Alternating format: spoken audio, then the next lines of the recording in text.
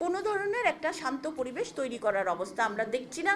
এটার কঠোরভাবে প্রতিবাদ করে যদি আসলেই শান্তি ফিরিয়ে আনতে হয় এবং সমস্ত কিছুর ঊর্ধ্বে যেহেতু জীবন, সেহেতু সেইভাবে কাজ করতে হবে, সেই ওয়াদা রাখতে হবে এবং সেভাবে এগিয়ে আসতে হবে।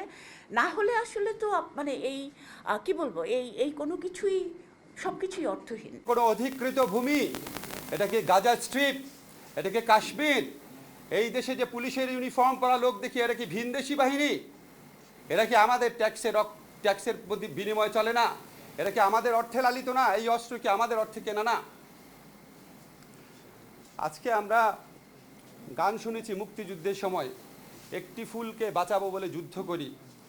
আজকে 6টা বাচ্চার ছবি যখন, শিশু বাচ্চার ছবি যখন বিভিন্ন জায়গায় ফেসবুকে দেওয়া হয়, 6টা ফুল ঝরে গেছে। বর্তমান সরকারে যারা আছেন, নাম নিচ্ছি না আপনাদের বুকের মধ্যে তো কোনো ক্রন্দন দেখি না, আপনাদের মধ্যে তো কোনো কষ্ট দেখি না। সারাক্ষণ স্থাপনা স্থাপনা স্থাপনার জন্য কষ্ট। এটা তো আমাদের টাকায় করা। আমরা কষ্ট পাবো, আমরা যন্ত্রণায় ভুগবো। আপনার তো মেট্রো রেলে চলতে হয় না, আপনারা তো রাস্তায় যাওয়ার সময় সমস্ত মানুষকে আটকে রাখেন বেআইনিভাবে। আজকে এই 6টা ফুল যে ঝরে গেছে, আজকে যে 19টা অপ্রাপ্ত বয়স্ক মানুষ মারা গেছে, আজকে 21 জনকে বেওয়ারিশ লাশ হিসেবে দাফন করা হয়েছে। আজকে কালকে দেখলাম একটা মাকে ভিডিওতে রাস্তার মধ্যে কাঁদতে কাঁদতে আছড়ে পড়ছে যে আমার ছেলেটা কোনো আন্দোলনে ছিল না, বাজার করতে গেছে, তাকে গ্রেফতার করা হয়েছে। এই সরকার কি সমস্ত তরুণ কিশোরদেরকে গ্রেফতার করবে? আপনারা যে লক্ষ লক্ষ তরুণ কিশোর ছাত্রের বিরুদ্ধে দাঁড়িয়েছেন, তাদের অভিভাবক আছে, তাদের পরিবার আছে, তাদের সমব্যথী মানুষ আছে। 71 সনের যুদ্ধে আমরা প্রমাণ করেছি, বাংলাদেশের হৃদয়ে গুলি করা হলে বাংলাদেশের প্রতিটা ঘর সেই যুদ্ধে যোগ দেয়। আজকে প্রতিটা ঘর থেকে ক্ষোভ, প্রতিটা ঘর থেকে সেই প্রতিরোধের আহ্বান। আপনারা এটাকে আর তুচ্ছ তাচ্ছিল্য করেন না। যে সাইদের তার যে ফেসবুক, যেটা আপনার ফেসবুকে লিখেছে, সে অলরেডি কিন্তু সাইদ 2024 সালে 1969 সালের ডক্টর প্রক্টর শামসুজ্জোহার কথা মনে করছে, রাইট? শহীদ শামসুজ্জোহা, যাকে গুলি করা হয়েছিল রাজশাহী বিশ্ববিদ্যালয়ে, যিনি বলছিলেন যে আমাকে না মেরে আমার আমার ছাত্রদেরকে আক্রমণ করা যাবে না। তো তার মানে যে কি বিশ্ববিদ্যালয় আমরা তৈরি করেছি, যেখানে প্রক্টর তো অনেক আছেন এখন।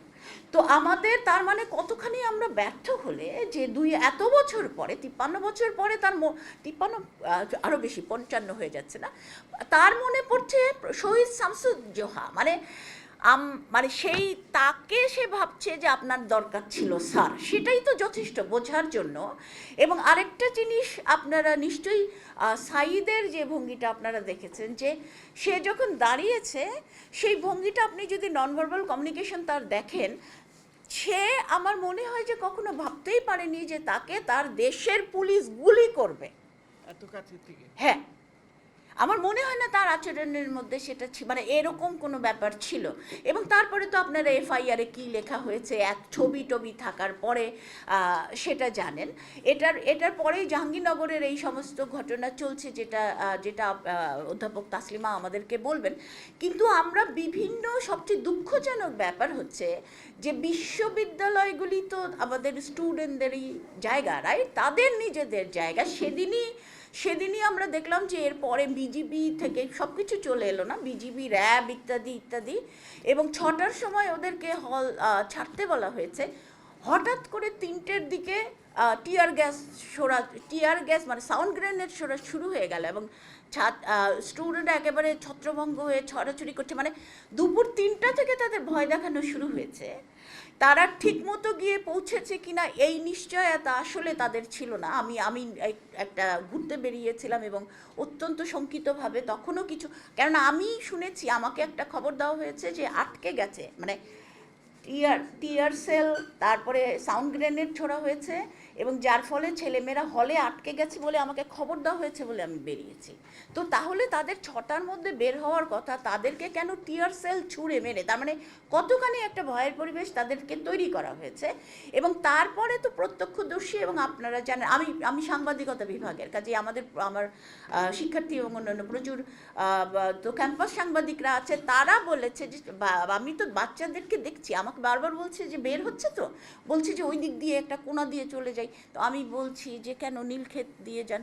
তো বলছে কেন না, যেটা হয়েছে যে এই সমস্ত জায়গায় আবার ছাত্রলীগের ছেলেরা অপেক্ষা করছিল তাদেরকে মারার জন্য, এবং অনেক প্রত্যক্ষদর্শী কিন্তু বলেছে, তার মানে এই যে তাদেরকে বের করে দেওয়া হলো এবং তাদেরকে আক্রমণ করেছে ছাত্রলীগের ছেলেরা বিভিন্ন পয়েন্টে। তো তার মানে এই যে এই আক্রমণটা, সেটা যে আরও কত ভয়াবহ দিকে গেছে আপনারা তো এমনিতে আপনাদের লেখায় আছে।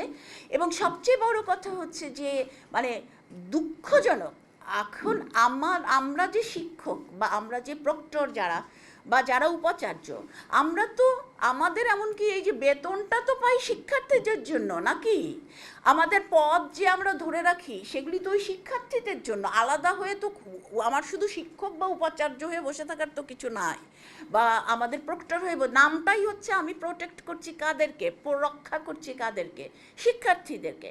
কিন্তু আমরা কোনো বিশ্ববিদ্যালয়ে দেখব না, কিছু বিশ্ববিদ্যালয়ে কিছু শিক্ষক নিজের উদ্যোগে এগিয়ে এসেছেন, কিন্তু যাদের এই দায়িত্ব থাকার কথা শিক্ষার্থীদেরকে, তাদেরকে আমরা শিক্ষার্থীদেরকে রক্ষা করতে দেখিনি। এবং এখন যেটা আমরা দেখতে পাচ্ছি যে বিশ্ববিদ্যালয় দ্রুত খুলে দেওয়ার কথা বলা হচ্ছে, কিন্তু এই যে বিশ্ববিদ্যালয়ে কি ভাঙচুর হয়েছে সেটা দেখে তখন উপাচার্যরা বলছেন যে এতে নাকি আরও অনেক সময় লাগবে, মানে কয়েকটা মানে ঘর যদি কিছু হয়ে থাকে এবং সেই ঘরগুলির ছবি যদি আপনারা দেখেন, সেটা মানে শিক্ষার্থীদের গণরুম, তার যে অবস্থা তার চেয়ে সম্পূর্ণ ভিন্ন খুব কিছু ঘর আছে।